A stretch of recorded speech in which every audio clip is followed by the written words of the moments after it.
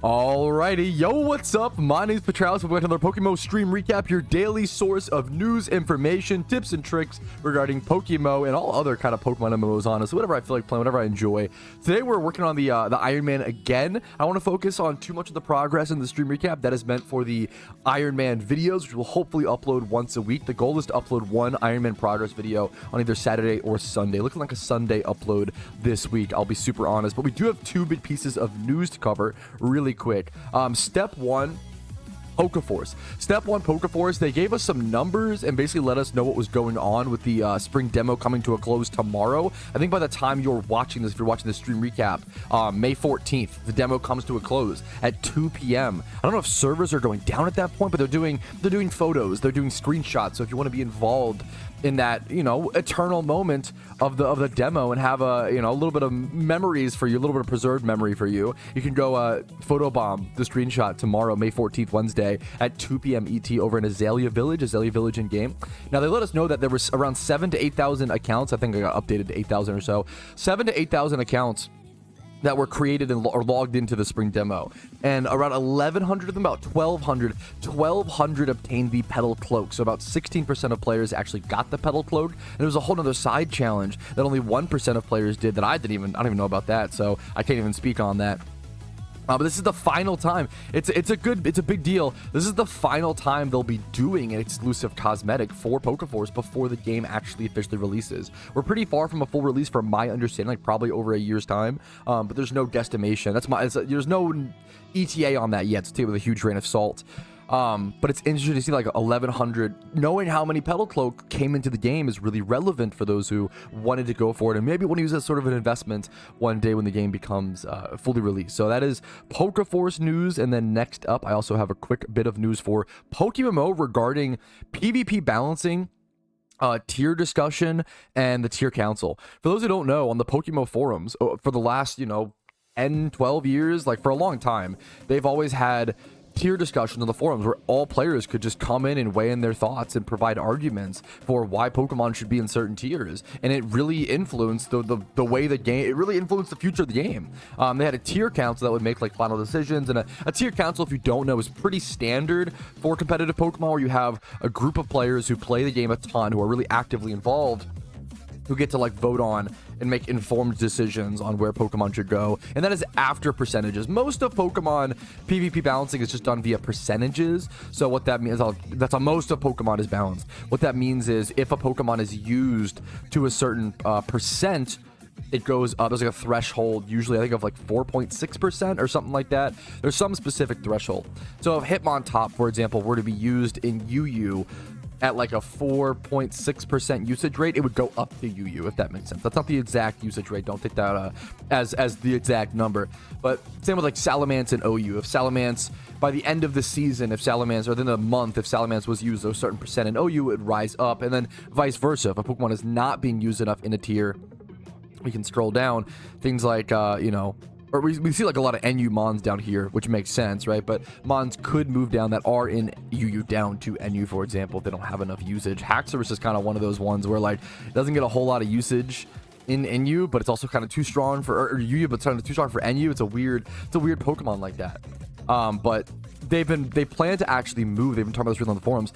They're planning to move tier discussion from the forums over to their official Discord, I believe. I think is the next move, which is a massive deal. That changes the way people discuss and communicate and converse about the future of PokeMMO PvP, which is a really, really big deal. And it seems to be a positive change. There's just too many people who just jump into the PvP discussion thread and say stuff like ban Raikou, and that's not helpful. Like, you're supposed to say, hey guys, today I'm presenting the idea of banning Raikou because here's a calculation where Raikou actually does too much damage to Zapdos in a supposedly neutral matchup, and it OKOs too many Pokemon, and it's difficult for other things to check it, and the things that do check it don't really check the rest of the metagame, so it's too niche. Like, you're supposed to provide argumentation, right? So when people just drop in and say opinions and feelings instead of actually providing argumentation against those things, well, that's not very productive tier discussion. So they are working on changing that and moving that over to a Discord with a bit more restrictions, which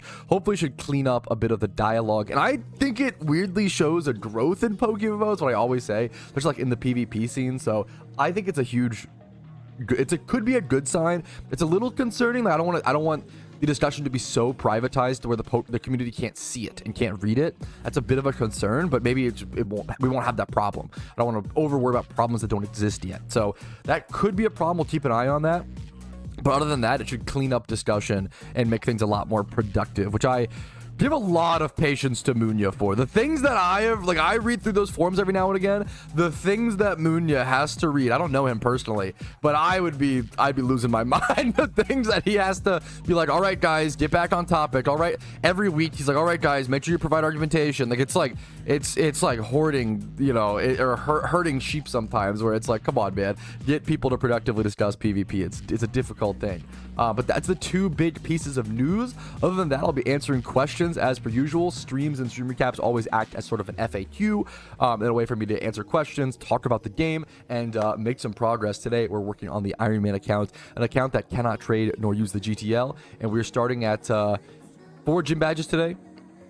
Almost 10 hours played yesterday. I played like 5.5 hours, 6 hours on stream, I think 5.5, and then like 4 hours off stream. So we got a lot done and a lot more to do, and I have a lot of things to get in. So we're just gonna jump into it. I'll see you guys with any more questions.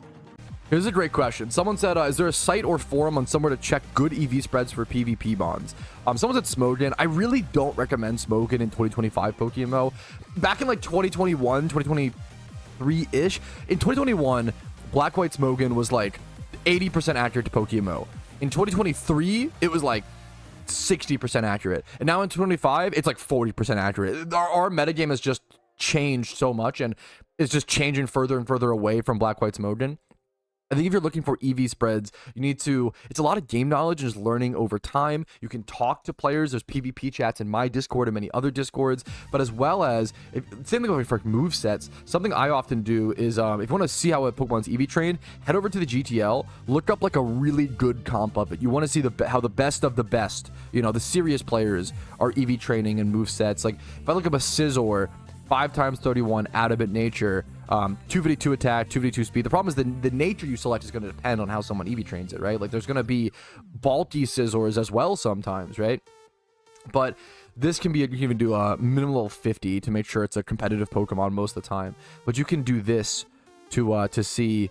Jolly Nature is a good example, 2v2 attack, 2v2 speed. This is a really, really easy EV trained Pokemon, right? But looking up comps in the GTL to get an idea of possible movesets. We see Swords Dance on this one with U-turn, Bullet Punch, CC. This one is Acrobatics, U-turn. This is a Choice Bander, right? Versus this one's like a Leftovers user. You can kind of just slowly decipher that information over time with game knowledge, understanding the game, and also checking the GTL for things like this. It's not a perfect solution because things are just built and used in different ways, and you have to learn to understand that with time. Pokemon just takes time. You can't really rush certain pieces of information like that. But that's a good way to get a somewhere start in the right direction, right? It's a good question. Yeah, I've seen a lot of questions and a lot. It's a really, it's a one that's worth thinking about, right?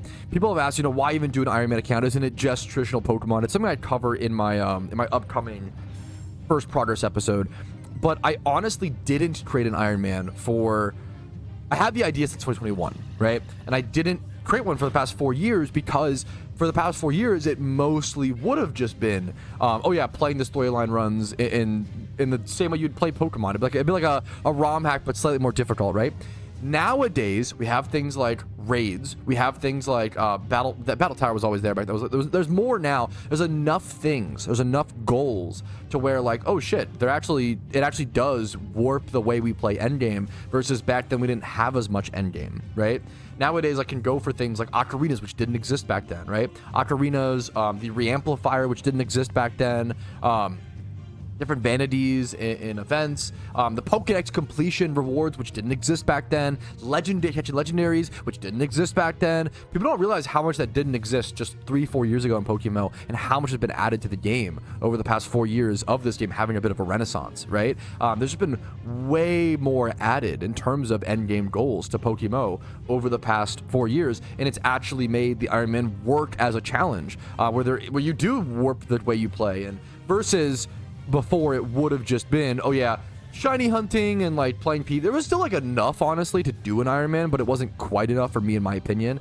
It was like, oh yeah, like, yes, you would do PvP. That would be cool to like make your own PvP team on an Iron Man account and like shiny hunting. But then that's about it. Like that there was like some stuff there, but there wasn't enough to truly warrant a full Iron Man account, in my opinion, so I didn't do it. But nowadays, I feel like there is so much different endgame content that it warps around just being a slightly more difficult Pokemon storyline, right? So it's changed a lot.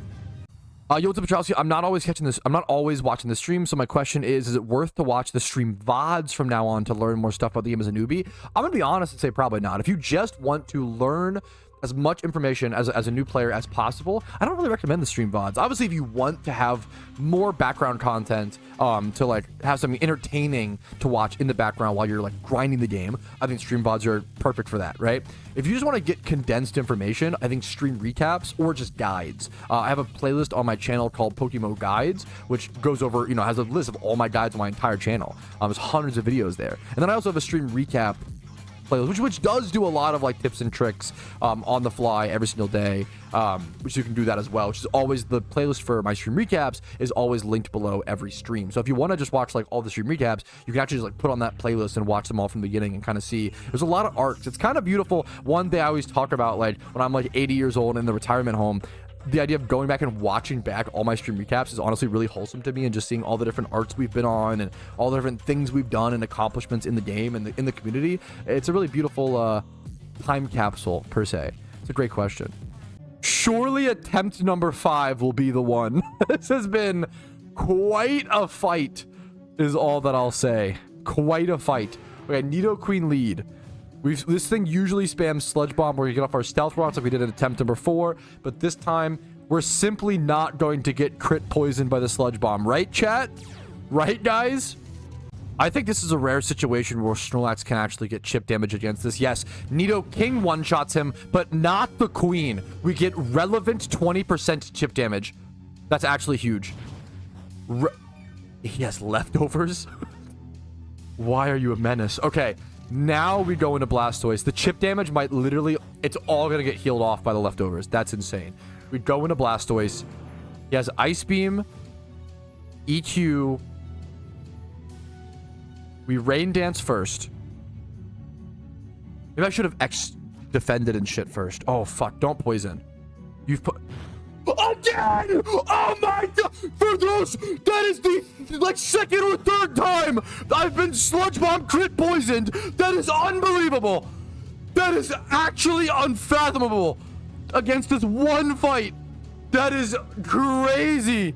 Okay, this is winnable. This is actually winnable. We can turn this around. We cooked the Queen with a Surf. Judge Trio comes in. He thinks Lil Bro actually thinks he will do something. Eat my X-defend. Eat my actual X-defend. This guy can't poison me. Surely he won't crit me. Copium. We're actually good. We X-defend and X-special. Do we double X-defend? We only have one item use left.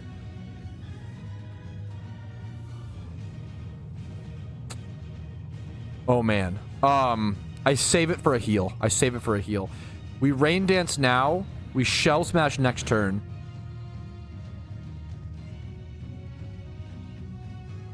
The rocks will break all the sashes if those are a problem. We lock in. This is winnable. This is it. This is for sure the win.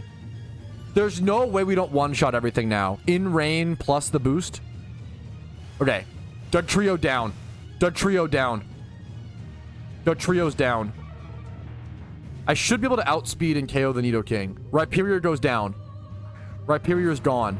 You're cooked. Why'd you even think this would work, Rhyperior? You're done. See you later, mate. This is it, chat.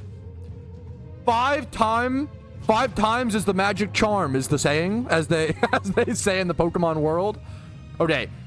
Nidoking could kill me here, but I should be able to outspeed for sure and OKO. Boomba. Get out of here. Boomba! Get out. Who's the king now? Dumbass. Okay. I'm losing my mind over this Giovanni fight. This has been such an experience. Rhydon's all that's left. He does not have sturdy access. Sun goes down. Surely I can kill. Surely it's enough damage. He's literally so weak, Spidefly. Don't do it. Okay. We did it. Bumba! 8 gym badges achieved. It only cost me an arm and a leg. We did it, boys. In 2 days. In 2 days of creating the Iron Man account, we have completed 8 gym badges.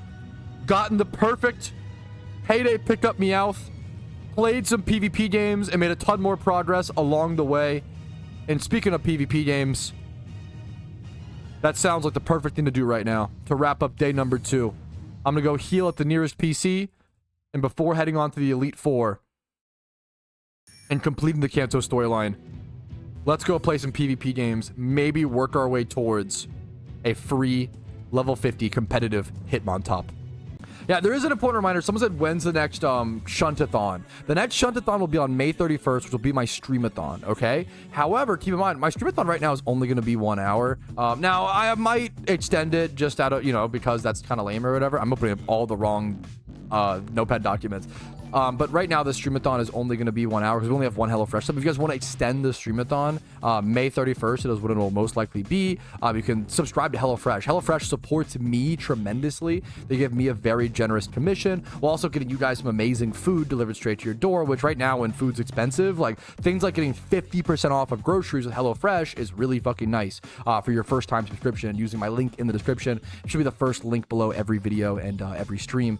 Every single one HelloFresh sub, I add an hour to the Streamathon. I open 10 mysterious Pokeballs during the Streamathon, and I also give away 1 extra prize box Pokemon. While also I'll be hosting a SHUNTAthon during that Streamathon, which I'll be giving away prizes as people catch their own shinies as well. So we'll be giving away a ton of prize box Pokemon. And then if you get up with like 10 HelloFresh subs, there's rewards, 30, 40, 50, you know, etc. There's crazy rewards. But if you want to support the stream, get yourself a good deal on groceries as well as supporting the content, it's really a triple win-win-win. HelloFresh is by far the best way to do it for sure. Wait, oh, did someone just sub? Wait, that's crazy. Thank you. Shout out to whoever did that. I didn't even notice that live HelloFresh sub. Thank you so much. It is the best way to support by far. Thank you, gamer. It means the world. We're up to 2 now. Okay. Hell yeah. That's why we got to do these little reminders, man. I appreciate it. Thank you so much.